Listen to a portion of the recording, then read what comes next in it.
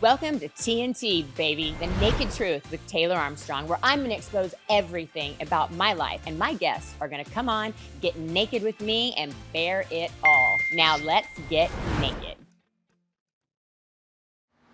So, I have tons of single girlfriends, and they're in my age range, I'll just say, that are on all these dating apps. And I'm fascinated because I've never been on an app. I remember all these years hearing about people that fall in love on Match.com and they last forever.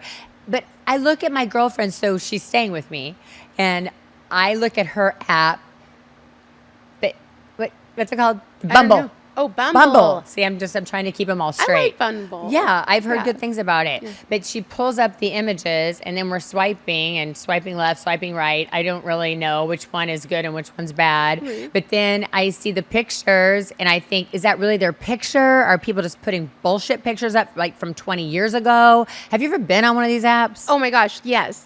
From 20 years ago. Really? Yes. Oh my gosh. Okay, well. Okay, what was the app then, the hot one? It was Plenty of Fish. Okay. And Match was a big one. And then Tinder came out back when Tinder was more than just a hookup app. And then eHarmony if you wanted to be married.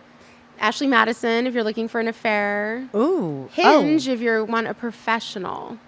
What does that mean? A professional what? Hooker? I don't know. No. Oh, no. Oh, someone that actually has a job? Grindr. Someone that has a job. Yes, you mean. A job. Oh, I see. Professional people with jobs. Yeah, when I'm looking at my girlfriends, it'll say entrepreneur, and I'm like, swipe whatever direction means no, because that means they're unemployed. I mean, I don't know. I just don't believe any of it. I think it's all bullshit. They're consultant. I'm like, swipe. Unless it says what company you work for, what does that mean? I mean, I'm consulting you every single day, but nobody's paying me for it. So exactly. I don't understand. How do you trust? And then it makes me nervous when she tells me she's going to go on a date with someone she met on an app. Where is the security? I know nothing about this world, and I'm fascinated. There is nothing. I don't think there's anything you can do. And unfortunately, especially the younger generation, I mean, that's how they meet people. It's crazy. Or now they're starting to do meetups. They meet on social. But a lot of people meet on social or apps. She had a Bumble date. I'm right. Yes. Bumble, right? Okay. And so she had a Bumble date, and it was near where we were, because I guess there's a location thing, right? See, I'm so clueless. People are going to be like, why are you such a moron? You can only search within your area. Right. And then Bumble, it was really interesting. I think the girl who developed Bumble, she was part of the Tinder team. And I don't know, there was a relationship falling out or something, and she developed Bumble, which became a hugely successful app, of course. Multi-millionaire. That's the one I hear about the most. And I've heard that she's a boss. I wish she would come on the show and talk to us and explain this thoroughly, what made her think to change it from Tinder to Bumble. And so my girlfriend is in town. She has this Bumble date. And I'm like, I'm going on this date with you. And I'm going to just sit in the wings and watch, because it was at a hotel, Lido House, not in a room, just downstairs in the bar. And so she's going to meet this dude. So I see his picture, his profile, everything looks good. I'm going on the date. Hidden camera show. You're hanging out. And I'm going to watch how this all unfolds, because I'm fascinated. We get there. The dude is clearly already on a date. Oh, so no. He was lining date up. stacking. Oh, my gosh. I have to tell you a funny story really quick. Okay. Because I was pissed already, and I hadn't even met the mother. My daughter. So my daughter was like a baller in my eyes. She would set a date at a bar for 6 p.m. for probably 10 different guys and let them battle it out. What? Yeah. I sat there with her. I went one night. We're going to the bar. There's pool tables. All the guys show up. And this guy, she's teaching them how to play Rummy. It's like a card game. And this other guy comes up and he's like, "Are you Miss Hannah?" He's got a Southern accent. Oh, I do love a Southern accent. She's like, "Yeah." He's like, "I thought you were going to teach me how to play that card game there." And she's like, "Have a seat, No. So he sat down with us. 20 minutes later, some other dude comes up. He's like, "Are you Hannah?" And I'm like, "What did you do?" She's like, "I just picked them all up on Tinder." That's what she said. Okay, I feel like, and so they all end up playing cards together? Yeah, this we should were be there a with reality 4 show. dudes. We were there with 4 dudes. There was 4 dudes that showed up at a table. We're all playing cards, and I was watching the whole thing go down, and the power play between the men was so weird. And then they were like, "Do you want to go play pool?" And we went over to pool, and she's like, "This is my mom." She brings her mom on her date. It was a totally weird, euphoric experience, but what confidence to just be like, I'm going to invite 6 guys and see who wins. And then she did. That's how she met her husband. That's probably the theme for The Bachelorette. I think That's hilarious. Right? Making him fight it out. I don't like, know because wow. if I were that one of those dudes, I wouldn't stay. No, they didn't. There was 4 that stayed. Okay, 4 out of like 10. Yeah. So that's hysterical. That could be a reality And no show. shows. I think And it there was actually no is The Bachelorette. And now she's married with a baby and perfectly happy. So Right? she won in one way or another, but not on an app. On an app. Not on an app. They didn't meet on an app. Her husband. That was he was one of the guys that she you're met on kidding Tinder. me. No, It that was like a worked. whole situation. Yeah. Oh my gosh, They that is met. Well, she married a fabulous. Marine. They all hang out at the same bar. So Right. she was like into the uniform guys. Aw. So she liked, all the Marines. And you can pick them up and they just meet you. It's weird. Tinder is like you just call somebody and then you're like, hey, like, let's go to this movie. And they're just like, okay. And you show up and you just start hanging out. It's like weird. It's interesting. So when I went on this date with my girlfriend, although I was just observing, and I could tell the guy was already on a date. It was very clear. I was already irritated, and I'm not even on the app or planning to meet the dude. And the picture looked like it must have been taken 20 years ago. I don't understand why they do that when they know they're going to meet you in person. So then it's just an automatic disappointment. Let's talk about that for a second. Okay. As somebody who has also been on dating apps, I think that you don't think that you're ever going to meet them in person. You're just putting that best fake foot forward. Yeah, I think you're just like, whatever, this is fun. You're like killing time, seeing what your options are.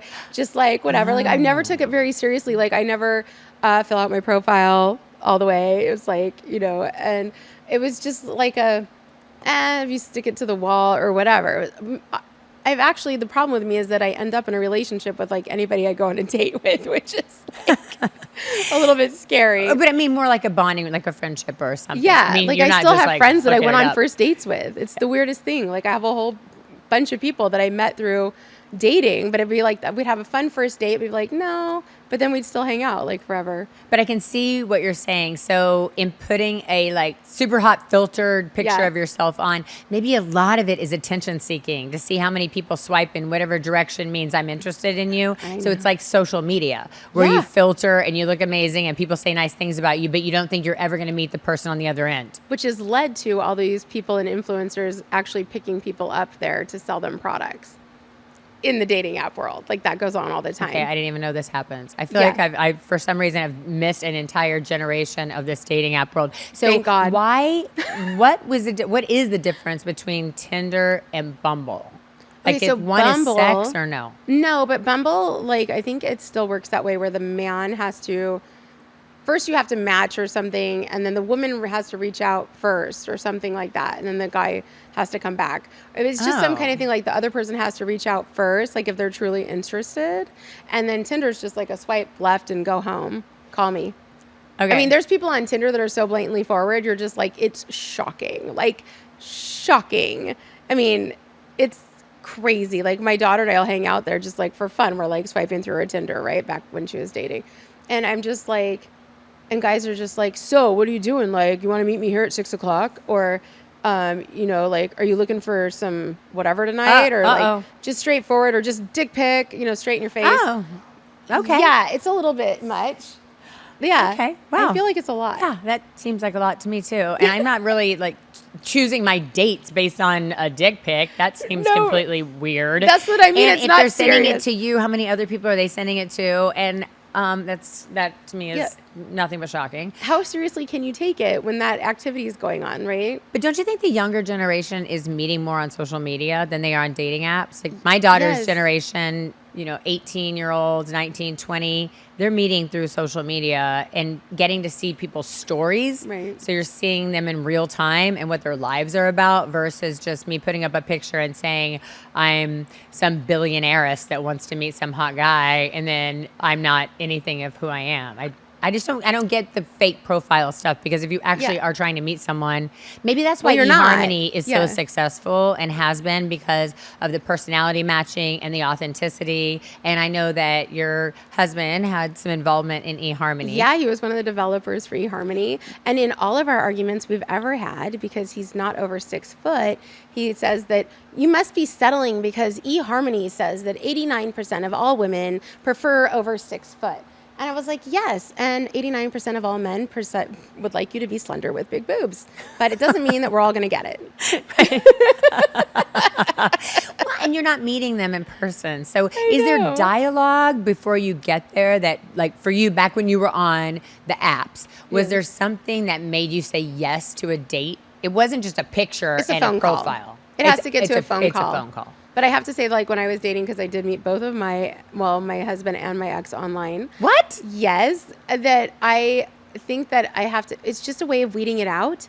I know that sounds crazy, but like at a certain point, like the minute, like after coming out of my, crazy marriage, the minute somebody rubbed me wrong way, like red flag, I was just done. Like, okay, I'm done. Okay, I'm done. Okay, I'm done. On the app before meeting. Yeah, like you don't respond properly. You don't whatever, the way you answer a question, it just becomes too difficult. Like I can talk very easily, and if I can't be in a relationship with somebody who can't conversate. And so I think half the reason my current husband and I made it like work was because we could talk. We like literally were like best friends from the beginning. So we would just talk and talk and talk. We both still had are. things. Yeah, and we just got along. We could talk forever. And he was like one of the few people I went out with where he would say something I didn't know or know about something. And so I was intrigued by him being extremely educated. He is. He's very cerebral. Yeah. He is fascinating for sure. So I can see where that connection would take place. But you figured that out before you met him face to face. Yes. And did you feel like his pictures were real when you met him? No. He was so like different in his photos. I was like, when were these taken? And he was kind of like, yeah, they were like 10 years old. Yeah. Yeah. Well, totally. I mean, I get it though. People want to be wanted. So they put that out there even if they know they're never going to meet you. I do Okay, I'm too. getting it. Like little by little, I get it. Yeah. But then why is it when you go on, if you go on Bumble, are you definitely looking for a relationship versus if you choose Tinder? I don't think so. I think that honestly, all of those sites are convoluted with all kinds of things. Like, you've got people pretending to be people that just want to talk to people. You want people that just want to hook up for the night. You want people that actually want to get married. You have like I think everybody's across all those sites. It's just a matter of finding the right person or going through so many options that, and trying to like scale it back to some kind of options. Cause there's just hundreds and hundreds of people on there. I mean, anybody could go online tonight and find somebody to hook up with them if that's what they wanted. Developing a relationship is totally different. So you're going to get whatever you're looking for no matter where you're looking for it. The lack of honesty is what bugs me about it when I look at my girlfriends and they're on the apps. I just want people to say who exactly they are. Maybe that's why we have The Naked Truth. Maybe there should be an app, a dating app called The Naked Truth, where you just like tell it like it is. If you want to go fuck around all weekend, just let me know. If you want to go get, drunk or high or whatever, just tell me the truth. If you want to get married and have kids, you have kids, you don't have kids, you don't want to date somebody with kids. If everyone would just be honest, maybe real relationships would evolve more quickly. I think they would evolve more quickly, and I think that just getting to a place where you can have a healthy relationship a lot faster would probably be a lot easier if you could just straight out say what it is. Like, hey, if you're detail oriented, I'm going to drive you crazy. Like, I lose my keys. I stay up late. If you want someone to go to bed with you every night, it's not me. Like I work all the time, unless of course I don't have to work all the time and then I can be available. But, I'm just saying, like, if you say those things, I'm ADHD, but not extreme. Right. You're like, I totally agree with you, but I guess people only want to put their best foot forward. That's why young people especially get so overwhelmed with social media because they're just seeing the best of people's lives, not seeing what's really behind the scenes, which like for both you and I, we're both ADD and it's just going to be, you're going to have to deal with that. And so saying it up front and maybe you're not going to be able to change me because I'm way too old to change at this point. So here's my flaws. That's the truth. Like it, love it. Leave it. Like it, love it, leave it. That's it. Yeah. And I look at my friend Patty Stanger, who is a legendary millionaire matchmaker, and she has a new show on the CW called The Matchmaker. Oh, that and sounds she's cool. been a pro at this forever. I mean, she is the quintessential matchmaker. And back in on her show on Bravo, I used to think when you go on Millionaire Matchmaker, does that mean that you're a gold digger? Because you only want to go out on dates with people that are millionaires. Now, this was a long time ago when $1 million, unfortunately, meant a lot more than it does in this economy. But are those people that are applying for Millionaire Matchmaker saying, I will only go out with millionaires? I think that whole concept is really unusual as well. You're definitely, listen, everybody wants somebody who's financially secure. a lot of people don't also want to be financially secure. Like, I want to be financially secure, but I also want to marry somebody or be with somebody who is also as financially secure as I am, or has the capabilities, is working on it, like has something going for them. There's just so much that's attractive about somebody who is supporting themselves and other people and their families, because they're getting out and they're doing the hard work every day. They're making it happen. It doesn't come easily. So I think that like being attracted to, say, a millionaire, like I know for me is about a lot more of the personality than it is just the money.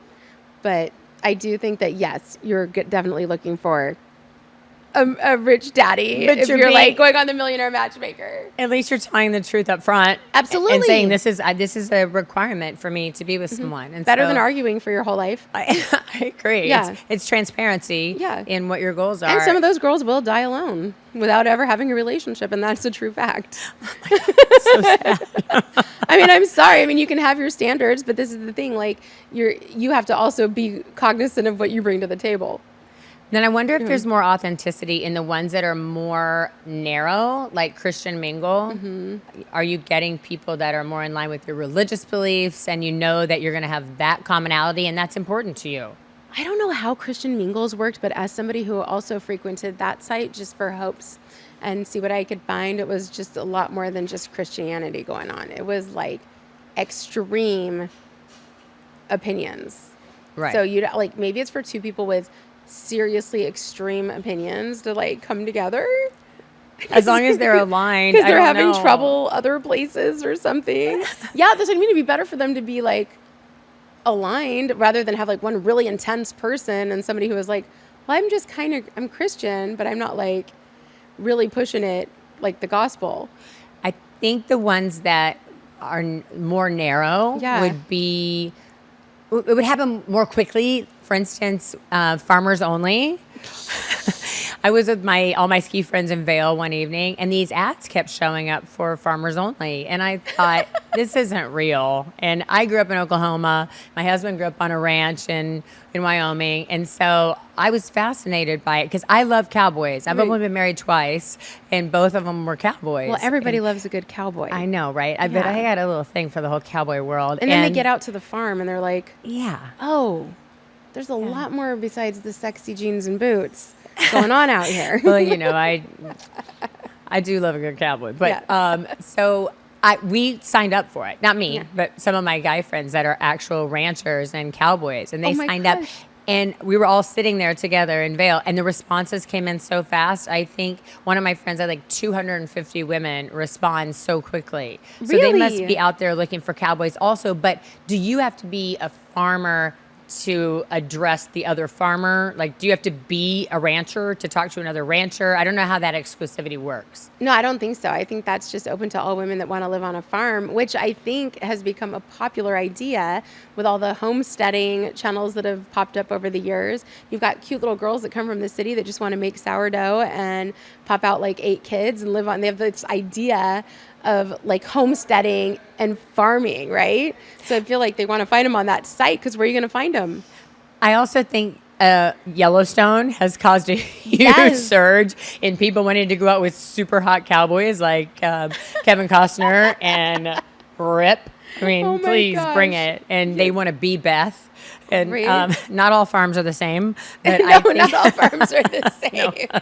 You're not living on the Dutton Ranch necessarily if you're just signing on to farmers only. Right. The whole thing's fascinating. But I wonder what's had the best connectivity, because eHarmony says they have. Really? Okay, so for like long-term, eHarmony is very difficult because you have to like answer a slew of questions. So you have to want it. Like, I think you're trusting the process. When you sign up for something like eHarmony, like you're investing like an hour to answer all the questions, do all the things, right? And then you only get matched up with a certain percentage of people. I got matched up with like nobody on that site ever. I was like this anomaly that like nobody matched me. You flunked out of eHarmony University. I flunked out of eHarmony. And then when you finally get somebody, they make you answer like 3 questions that they picked out ahead of time. This is before you can like engage naturally in a conversation. And so I did that a couple of times. And by the time I got to the conversation, I really just didn't like the person. And then I was like, oh my God, I just wasted so much time, like just trying to get to like, hello. It's just so I could be like, not it. I guess I wasn't trusting the process. Do they make up the questions or do you? The three they're questions. like options. Like you can make up your own, I think, or you pick from a bunch of options of questions. It's just a project. If you're ADHD or ADD or anything and you just can't sit down and concentrate on something like that for any period of time, it's not for you. I can only imagine you trying to come up with a list. It'd be hysterical. You'd make an entire like marketing package, and then you have to have them. You know, I can't. It'll be like terrifying to have to be on the other side of that with you because you're so inquisitive and intelligent. I'm like wondering. I'm like, I don't know. I think you answered your question wrong, and I'm like pointing it out to them. But I do think that if I ever did it again, I would go with like Patty's thing and do like an agency, not necessarily millionaire matchmaker, but there's agencies that you can hire. And of course, men pay an exorbitant amount of money and women pay like a little bit of money. And you're like actually matched up with somebody that's aligned with your life goals. And they're doing the background checks and the research and like the resumes to see that they're vetting them and that they're safe. I think I agree. Yeah. And having been on Jeff Lewis Live with Patty just the other day, it was interesting to hear some of the questions Jeff had for her, which the one that you and I were asking about earlier, because we're both people pleasers. So if you get there, you get matched up on one of these dates and you get there and you just know in the first 5 minutes, there's just no chemistry. Right. Jeff said right away, he would just say, listen, nothing's ever going to happen here. And then he would leave. But that's Jeff because he's spunky and it's so his personality. Yeah. But then I would just force myself to sit there and be miserable the entire time knowing it was going nowhere and just be people pleasing. So I don't know what the right answer is. So I've done both. Like I've sat there and then I've also been like, are you having a good time? And I can remember I was sitting at a bar and I remember what the bar looked like. And I was like, are you having a good time? And he was like, yeah. I'm like, do you think there's any chemistry? And he's like, no, not really. You just asked. And I was like, you want to just go? And he's like, okay, cool. And I was like, cool. It's like, nice to meet you. So Patty was telling me, she's so funny. I just love Patty Stanger to death. So the ultimate matchmaker in my opinion, but she's the matchmaker on CW. She was saying that she went on a date, a setup like this, and on the date, she just thought, no chemistry, like nothing. And then he walked her out to the valet, and he paid for the valet, which she said is a key factor that she was like, okay, this guy's a gentleman, even though the date didn't go that well. And then he asked her if she wanted to go to a Dodgers game like a week later. And she definitely was never going to see this guy again. And then she thought, well, I want to go on a Dodgers game. Like, I definitely want to go to a Dodgers game. So, yeah, I'm going to go. And then he kissed her. And she said all of a sudden she felt huge sparks by the valet after she was going to walk away from this guy. Yeah. So I don't know. Maybe the first date might be awkward because you don't know one another. Maybe it's worth the second date. I think I've experienced similar things to that too, where you're like, there's nothing there. And then you're like, oh, whoa, there is something here. But then is that all chemical because you didn't have an interest in one another until the kiss happened? Yeah, but then they ended up together. Really? They ended up dating for quite a period of time. But I thought she was like, I'm done. And she's the expert. Yes. So she felt like she knew. Well, you can never pinpoint chemistry. Like that's, no matter what kind of expert you are, that just comes out of left field. Absolutely. Like you don't know when it's going to happen. You don't know how it happens. And like whenever I've had it, like the people that I've had chemistry with throughout my life are completely different looking, from completely different backgrounds. Like I feel like it's just an actual energy thing. Like it's not even like my type, you know, if I had to pick a type, they're just totally different. So I think it's like weird. Like there is something just like primal about certain people you meet, which is why you can't get that on dating apps, which is kind of sad. Like, you know, you're just like at the bookstore, or I say that because I'm so old and we used to go to bookstores all the time. They still exist. Now you're at a coffee shop. I don't know where you are. But hopefully you're just somewhere besides home, and you meet somebody or they walk by you or you get their attention and you can sense it. It's like in the air. And I feel like that's so cool when that happens.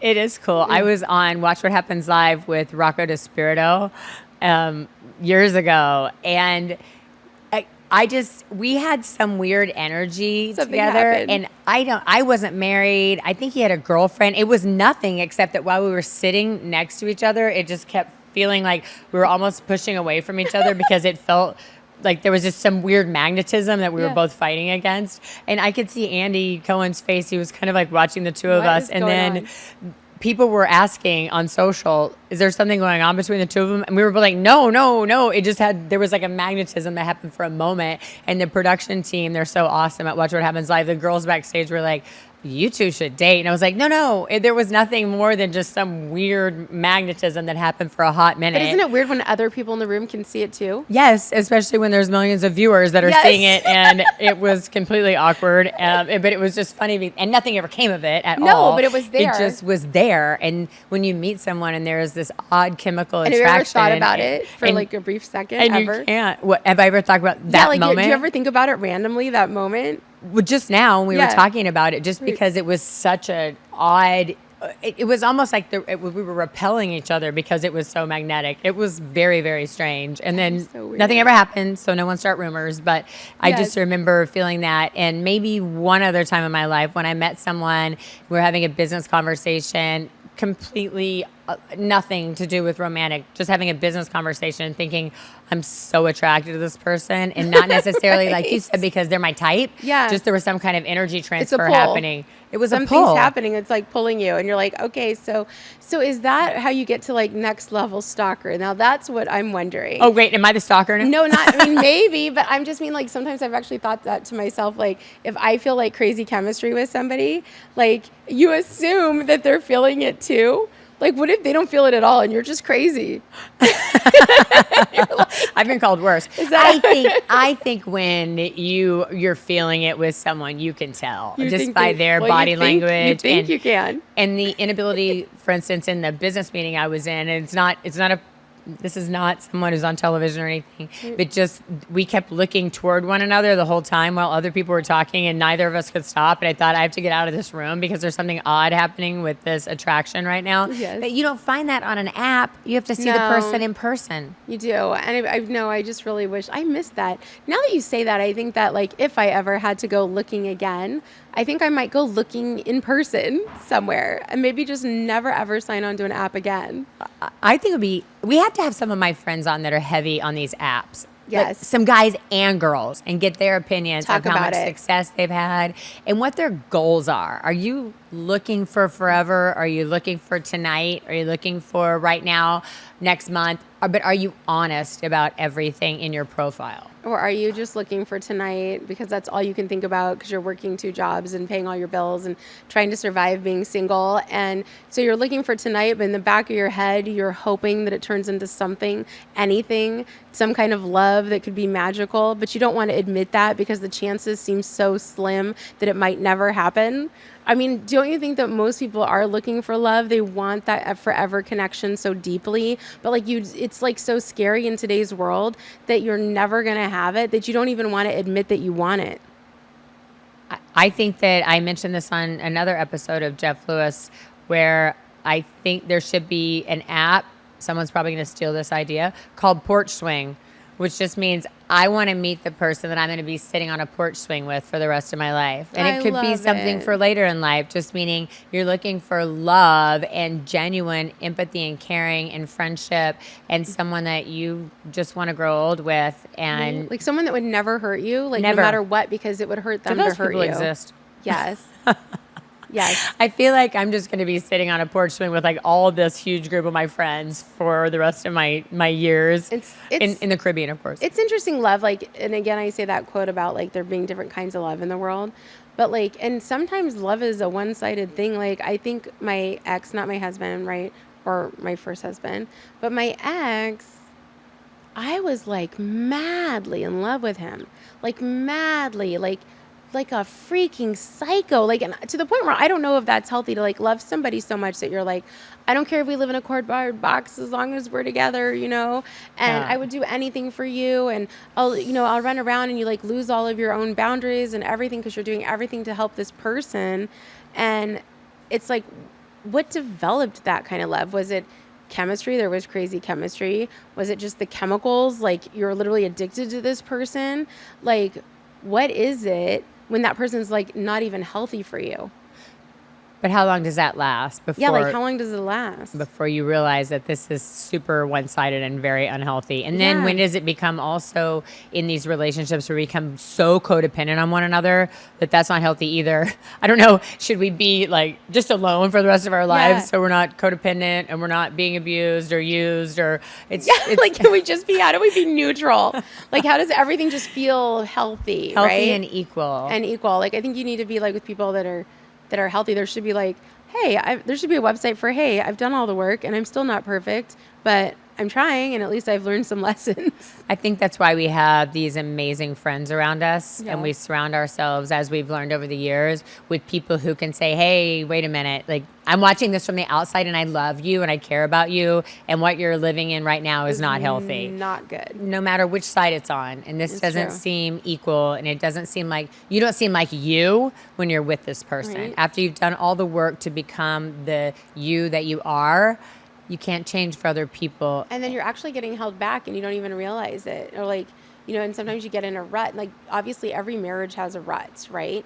But when having a rut turns abusive, or having a rut or having arguments that you can't talk through and it turns into like psychobabble, like, and it becomes unhealthy, I think that is, it's like, how do you change that? What are you supposed to do about it? Like, you don't want to be divorced, but like, you're not gonna, if you stay, you're gonna like keep repeating the same cycles until you die.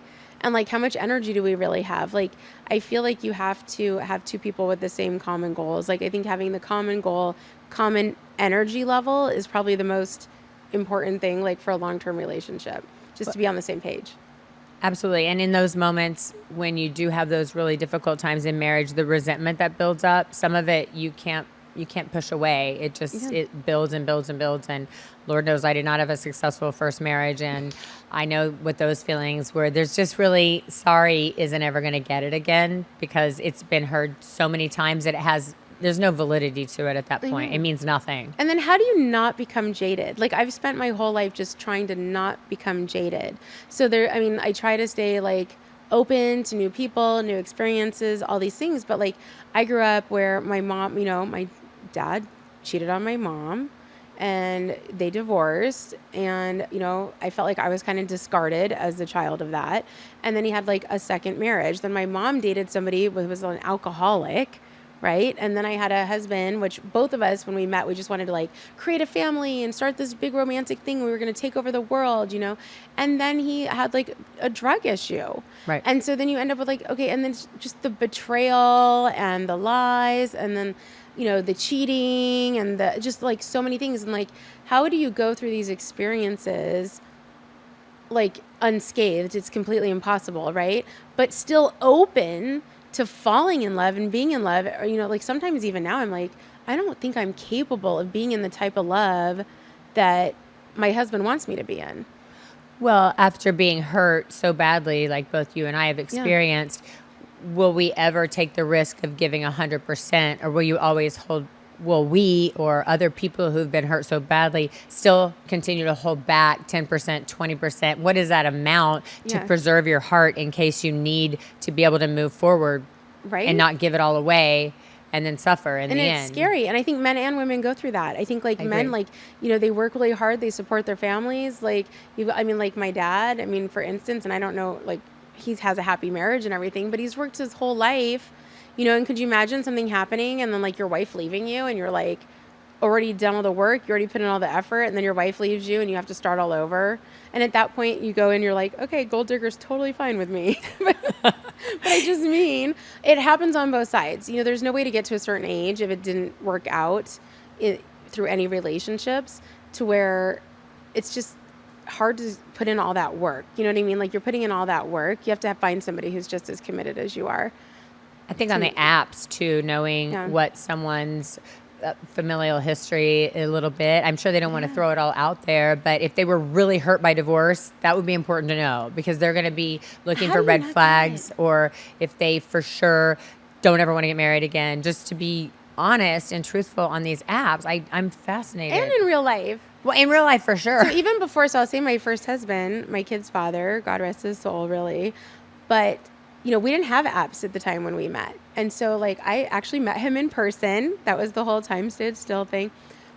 But turns out he had a wife previous to me. Nobody said this until after we were married. Wow. I literally did not know that he was married before me. Oh, my gosh. I literally did not know that he went to jail for domestic abuse before we were married. Oh, my God. And then when I finally found out, people would say, no, that was just an incident. Like, she was crazy. Yep.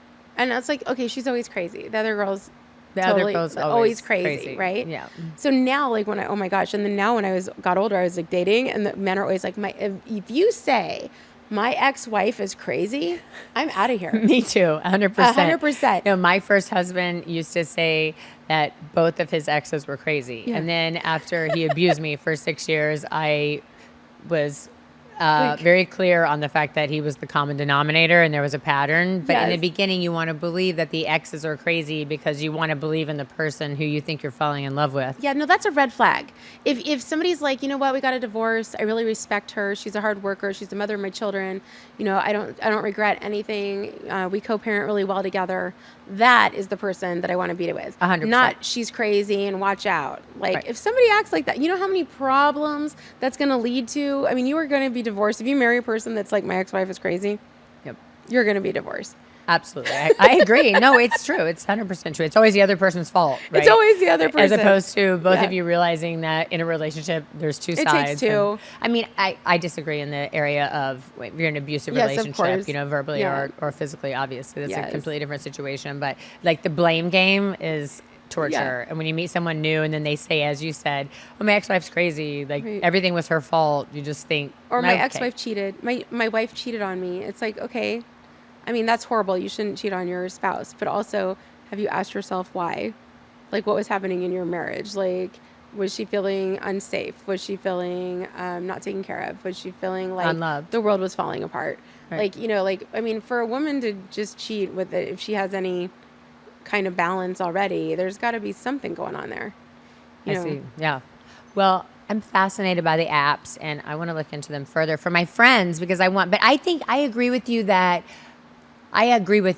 using a service that's going to vet people would make me feel more comfortable for my girlfriends. That and matching up personal goals. Yeah, my girlfriends live in big cities, and I get nervous anyway with them going out and being single and not knowing the person they're meeting up with. And I always want them to take a wingman. I am a good wingman because I will just jump in and go Real Housewives on someone if I have to. Me if too. I see them treating one of my friends badly, I'd be like, get away. That is you. This is over. Yeah. That's what happened with my girlfriend that I went on the date. Because the guy when he clearly was speed dating or something, which is a whole nother thing you can do, which is fine if you know that's what you're doing. But my friend thinks that she's going to go out on a successful date with someone who really wants to have a partner, and he's out with someone else. It just pissed me off from the very beginning. It's like his one night off. And then he's like lining them up. Like, this actually sounds like something I might do. Like lining them up like 1 o'clock, 2 o'clock, 4 o'clock. This is my day off. I got to find a spouse. And you line them all up. And then you're seeing them. And there's like, you got your own speed date going on. Yeah. It's like, I guess it's like a job interview process. I don't know. Oh my gosh. I got to tell you a funny story though, because my ex did make me crazy. And I'll tell you a little bit of a crazy story. Your ex-husband? My ex-fiance. Corday was his name. And I'll just say it out loud. Out loud. Just tell your truth, girl. Notorious cheater. Had no idea that he was a cheater. I started dating him a year after my husband had passed away with 2 kids. Totally fell in love with him, right? He made me crazy. And I will say that I like being mentally stable. And so sometimes Thank you. When you have crazy chemistry in a relationship, it really does bring out the worst in you. Like, it really does. Like, I was crazy. Like, I always thought he was cheating. Well, he was cheating. So once somebody has cheated on you, now you're crazy because now you're like, who are they calling? Who are they texting? Why is he looking at his phone? Is there another girl like going on there? Like all this crazy stuff, right? Because the trust is gone. It's destroyed. The trust is totally gone. But now you're stuck because you have this crazy chemistry and your brain chemicals don't know how to like stop being addicted. Oxytocin. It's literally going off like wildfire, right? And so you go on the dating apps because you're wondering where he's meeting all these girls when he's spending all his time with you. So you go on the dating app and you make up a fake profile. Oh, smart. As another girl. Okay. And then you put yourself in the radius of where he lives. But I feel like this would be crazy making, trying to keep track of all of that. Because I did it. That would make me nuts. And then when he hit on me as my fake persona. No. I made 4 more. And he hit on all of them. And he copy and pasted all the same things to all the girls. It was so crazy. And I mean, I eventually told him about this. This is because we eventually, that would have happened with me one. I told him like that I did it later, but like it was like I was like, oh my God, you're such an idiot. Like, you literally are on these sites all the freaking time. Here's all the girls you're hitting on. And I made them look totally different. One girl was like tall with tattoos. One girl was kind of bigger. I was kind of bigger than I am now, even just a little chubby girl. And like, I had a brunette. I had like a Mexican girl, all the girls. He was hitting up every girl in a 5-mile radius with the same shtick. Did you ever like fake meet him for a date? You should have. If No, I would, I if we, stood okay, him if we would up. have been close, we definitely would have. You could have. Yes, I mean, if I wasn't on Housewives, we could have put my picture on, and I could have been like, "You're a cheating motherfucker," and I would have Seriously. been mad. Seriously, he made me crazy, and he cheated. Like, there was like, and he ended up marrying the girl that it was like his side hoe for like 5 years.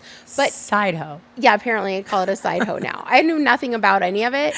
Oh my gosh, I love it. Nothing. I did not know. And then, you know what was worse about it is that his friends all knew, and they didn't say anything. And so you're like, how can you do that to somebody? Like, I had 2 little kids. I totally thought I was building. We got engaged. I caught him in bed with a chick like 3 weeks before our wedding. Gemma. Yeah, literally in bed, naked, completely What? freaking out. I'm freaking out. I'm going on for the bedroom door. I'm going for the bedroom door like a crazy person. And he's like, I'm like, who's in there? I'm like knocking on his door. I'm like, who's in there? He's like, a girl you don't know. I'm like, well, no shit. There's a dog barking in your house. I go in his house. She's in the bedroom. The door is locked. I like pushed out on this door handle. He's like got me around the waist, and the door pops open, and she's fully naked, standing there. She like wibbles back a little bit from the door, right? And all I could think was, I've been out here crying and yelling in the living room for a good 5 minutes, and you didn't put your clothes on. Like, when the house is on fire, put your clothes on. Yeah. And then he told her that I was his crazy ex-girlfriend. He doesn't know how I had a key to the place, and I'm just totally insane.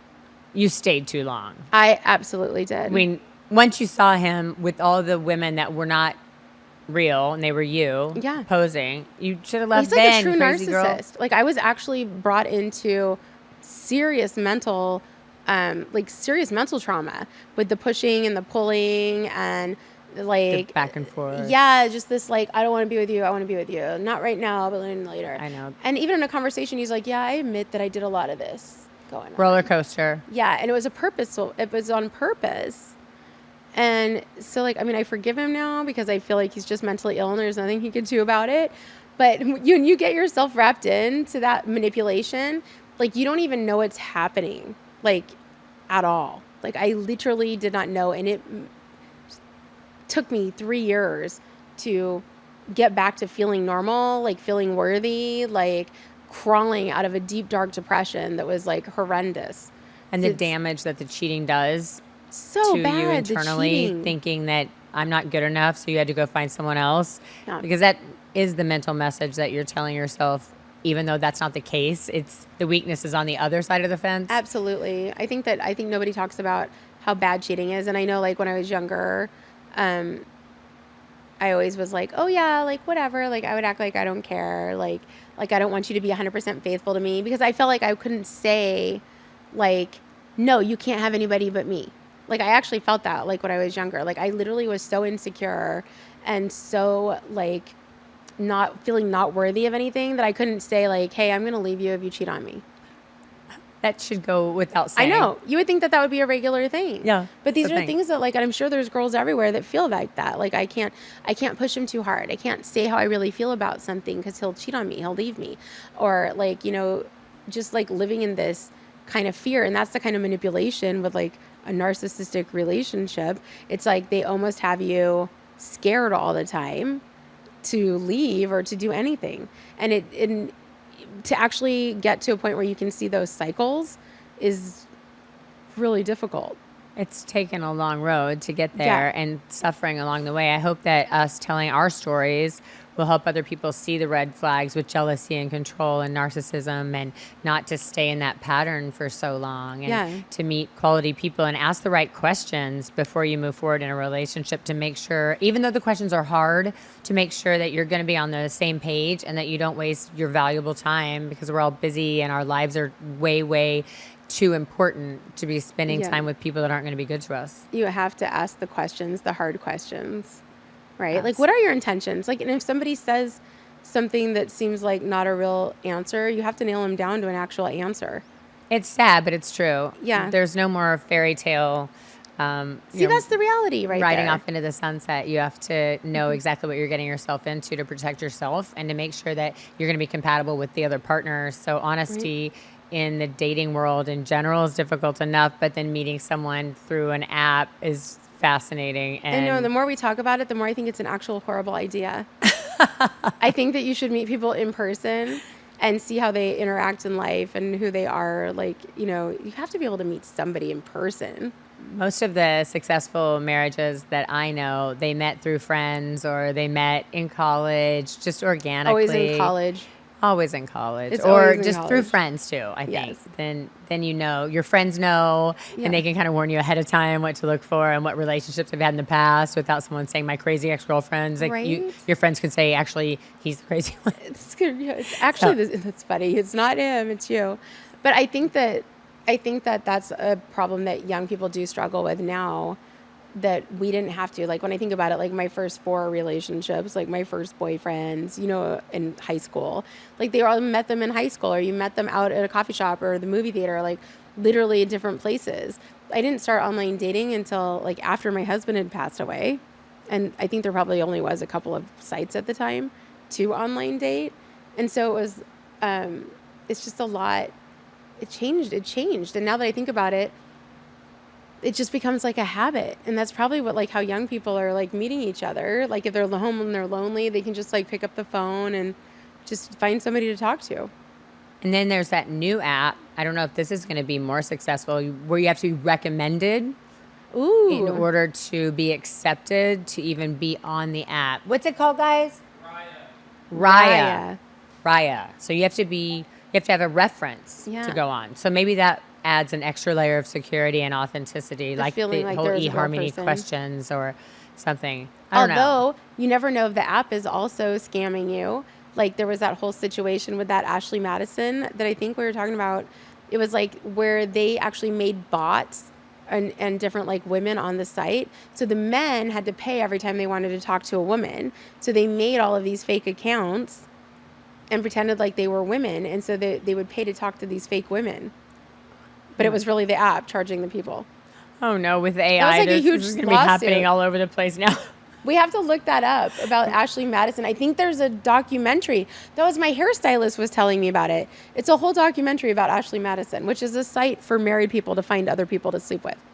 Oh, like threesomes? Yeah, well, no, just like cheating. It's a cheating site. I see. Married people, Yeah. not to share, like not foursomes or 2 married couples getting together. It's Right, just- married people that want to actually cheat on their spouse. Yeah, they actually did a commercial. I remember it where it was like this guy was like getting out of bed and the wind was blowing by like a hotel room, sliding glass door to Was like it a Fabio? balcony. Oh, that'd be so funny. But and it said something about like a good time with your wife, and then it's like just not yours or something like that. What? Yeah, it was like a horrendous. I couldn't believe it. I remember when I saw that commercial, I was like, That is so this wrong. allowed on TV?